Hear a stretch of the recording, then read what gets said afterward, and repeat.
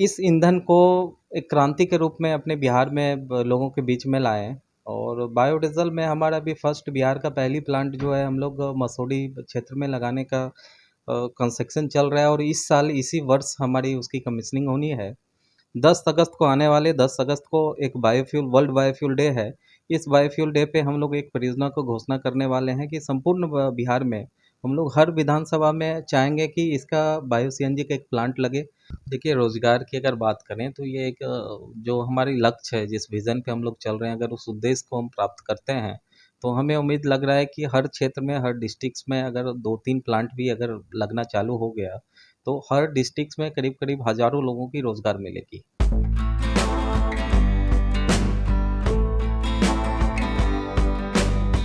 नमस्कार, मैं हूं अनूप नारायण सिंह और आप देख रहे हैं बिहारी खबर के डिजिटल प्लेटफॉर्म को। हमारे साथ हैं चंदन कुमार जी, जो बेगूसराय के रहने वाले हैं और सिटीजन ग्रुप के एमडी हैं। ये कुछ ऐसा जरूर काम कर रहे हैं जिसके कारण चर्चा में है। बिहार में ऊर्जा के कई स्रोतों को लेकर चर्चा होती है, लेकिन इसमें जो बायोडीजल क्रांति है उसके अग्रदूत हैं। लगातार कई वर्षों से बिहार में बायोडीजल प्लांट्स को लेकर चर्चा में है। बायोडीजल के कई बड़े प्रोजेक्ट्स बिहार में शुरू हुए हैं इनकी अगुवाई में। आइए आज इनसे जानते हैं कि बायोडीजल क्या है, बायोडीजल से क्या कुछ फायदे हैं, कितने लोगों को रोजगार मिलेगा, बायोडीजल कैसे तैयार होता है। बायोडीजल गैस के प्लांट है, इसमें सीएनजी गैस है, इसमें डीजल है, कैसे आम लोगों तक पहुंच पाएगा। सबसे पहले चंदन जी, आपका स्वागत। बिहारी खबर को मेरी तरफ से हार्दिक बधाई। आज काफ़ी अच्छा लग रहा है कि अनूप जी आज हमारे कार्यालय में हैं। आज हम चर्चा करने वाले हैं रिन्यूएबल एनर्जी के क्षेत्र में। तो हम लोग रिन्यूएबल एनर्जी पे 2018 से हमारे सिटीजन केयर ग्रुप जो है इस पे कार्यरत है और मेरा एक लक्ष्य है कि इस ईंधन को एक क्रांति के रूप में अपने बिहार में लोगों के बीच में लाएं। और बायोडीजल में हमारा अभी फर्स्ट बिहार का पहली प्लांट जो है हम लोग मसौढ़ी क्षेत्र में लगाने का कंस्ट्रक्शन चल रहा है और इस साल इसी वर्ष हमारी उसकी कमीशनिंग होनी है। और हम लोग इसमें लोगों को दो तरीके से कह रहे हैं कि रिन्यूएबल एनर्जी एक आने वाले भविष्य का ईंधन माना जा रहा है और गवर्नमेंट्स की भी इस पे काफ़ी पहल हो रही है और काफ़ी गवर्नमेंट्स की तरफ से काफ़ी सारे सब्सिडीज की स्कीम्स आते हैं। काफ़ी सारे इसको प्रमोट्स करने के लिए हमारे माननीय नरेंद्र मोदी जी भी इस पे काम कर रहे हैं। तो अभी हम लोग बिहार में एक तो बायोडीजल पे काम कर रहे हैं, दूसरा हम लोग एक बायो सीएनजी पे एक बृहत रूप से काम स्टार्ट किए हुए हैं, जो कि हम लोग करीब हर क्षेत्र में, हर विधानसभा क्षेत्र में अभी एक योजना सतत स्कीम, गवर्नमेंट ऑफ इंडिया की जो सतत स्कीम है, इस स्कीम को हर विधानसभा क्षेत्र में अभी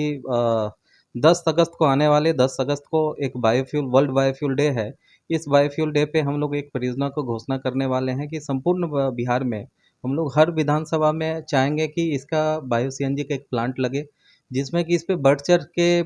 ओएमसीज कंपनी जो हैं, पेट्रोलियम सेक्टर्स के कंपनी हैं, ये पेट्रोलियम मिनिस्ट्री के द्वारा अगुवाई में इन लोग का एक टेंडरिंग होता है। उस टेंडर के थ्रू जो बायबैक के पार्टनर्स होंगे, ये ओएमसीज कंपनी होंगे और हम लोग भी अभी आईओसीएल के साथ हमारे सिटीजन केयर ग्रुप जो है कुछ एसोसिएट होके काम कर रही है, जो बायो सीएनजी में भी हम लोग उनके साथ कुछ टेंडर लिए हैं। तो इस तरह का हमारा जो एक उद्देश्य है कि पूरे संपूर्ण बिहार हो या झारखंड हो या पूरे भारतवर्ष में हम आने वाले दिनों में एक रिन्यूएबल एनर्जी में एक नई क्रांति लाएंगे। इस उद्देश्य से हम काफ़ी प्रयासरत हैं और लोगों को भले इस क्षेत्र में अभी चीज़ों को थोड़ा सोचने में, समझने में टाइम लगेगा, बट मुझे लग रहा है कि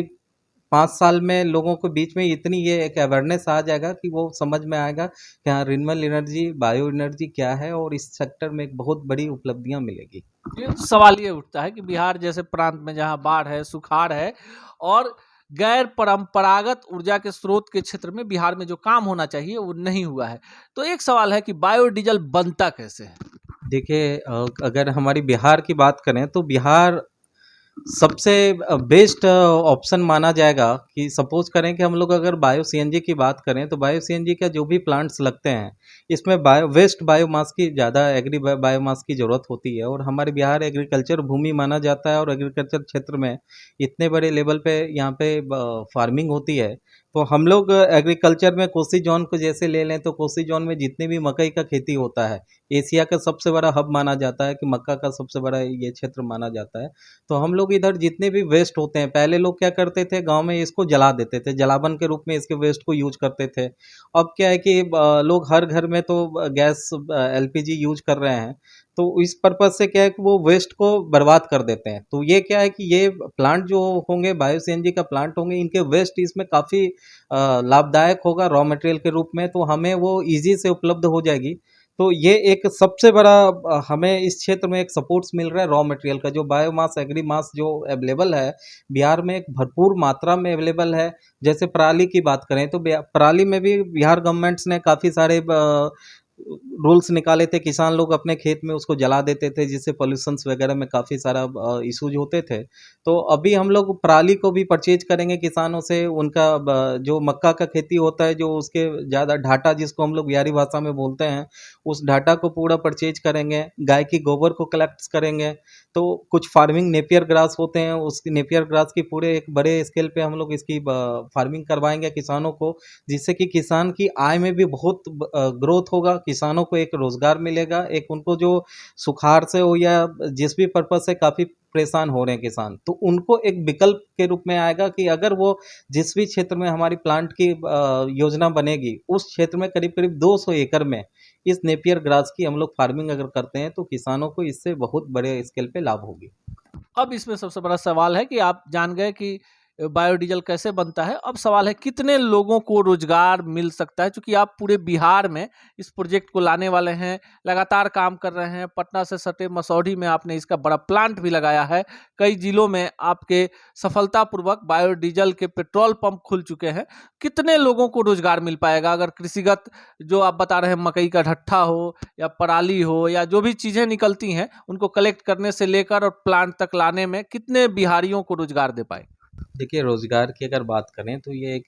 जो हमारी लक्ष्य है, जिस विज़न पे हम लोग चल रहे हैं, अगर उस उद्देश्य को हम प्राप्त करते हैं, तो हमें उम्मीद लग रहा है कि हर क्षेत्र में, हर डिस्ट्रिक्ट्स में अगर 2-3 प्लांट भी अगर लगना चालू हो गया,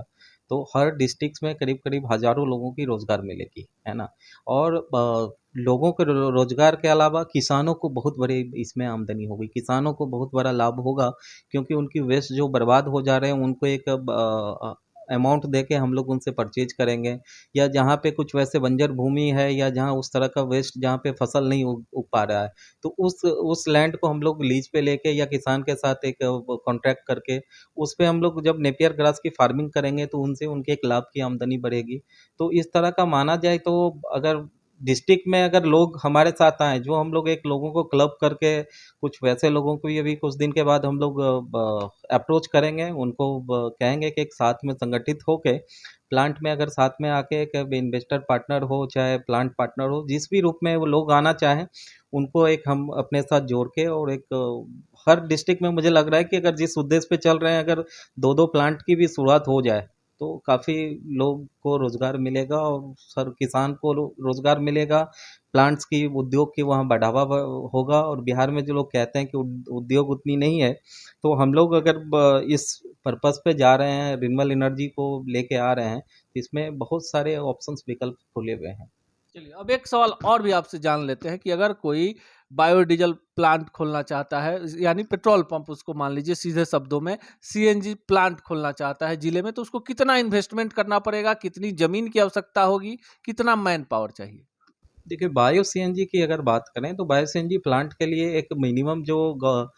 ओएमसीज का जो एक गाइडलाइन होता है कि वो टेंडरिंग का जो है 2.5 एकड़, 1 यूनिट लगाने में 2.5 एकड़ लैंड की ज़रूरत होगी। और उसमें अप्रॉक्स जो इन्वेस्टमेंट है 15 करोड़ की, प्लांट की पूरी सेटअप लगाने में 15 सीआर की अप्रॉक्स इन्वेस्टमेंट जाएगी पूरी प्रोजेक्ट कॉस्ट की,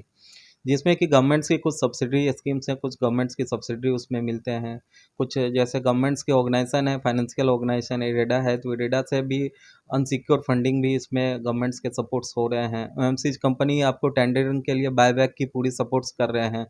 तो एक मान कर चला जाए कि सेल्फ एक मार्जिन मनी के रूप में कहा जाए तो करीब करीब लोगों को 2.5 एकड़ लैंड और इसके लिए 2 से 2.5 करोड़ रुपया अपनी मार्जिन मनी की इन्वेस्टमेंट करनी होगी। काफी बढ़िया काम हो रहा है चंदन जी के माध्यम से। चंदन जी, बिहार के युवाओं को जिनको लगता है कि बिहार में रोजी नहीं है, रोजगार नहीं है, उद्योग धंधे नहीं है, बिहार में कोई नया काम नहीं हो सकता है, उनको क्या मैसेज देना चाहेंगे? नहीं, देखिए, काम तो बहुत कुछ हो सकता है। अब जैसे माने अभी उद्योग मंत्री जी इतना पहल किए और हमारे इथेनॉल की प्लांट्स इतने सारे लगे बिहार में। इंडिया में सबसे ज़्यादा अभी हमारे बिहार ही पूरे भारतवर्ष के जितने भी राज्य थे, हमारा बिहार ही हाईलाइटेड पे रहे कि भाई इथेनॉल की इतनी बड़ी इंडस्ट्रीज यहाँ पे लग रहे हैं। और अभी आने वाले दिन में भी हर स्टेट में अभी वो इन्वेस्टर मीट्स वगैरह हो रहे हैं। वो लोग काफ़ी अप्रोच भी कर रहे हैं कि भाई बाहर से भी लोग आइए और हमारे बिहार में उद्योग को बढ़ावा दें। तो मुझे लग रहा है कि काफ़ी कुछ हो सकता है और इस इंडस्ट्रीज में अभी लोग, हाँ, भले अभी धीरे धीरे आएंगे, बट अवेयरनेस अभी हम लोग पूरे 2-3 साल से इस सेक्टर में रिन्यूएबल एनर्जी पे काफ़ी लोगों के बीच में हम जा रहे हैं, इस बातों को अवेयर कर रहे हैं और आएंगे लोग हमारे साथ। जब आना चालू हो जाएगा, कुछ प्लांट्स हमारे पायलट्स के रूप में भी स्टार्ट होंगे, तो बैक टू बैक काफ़ी सारे इसमें इम्प्रूवमेंट होगी। यह है चंदन जी, और इनका साफ मानना है कि बिहार में बायोडीजल को लेकर और बायो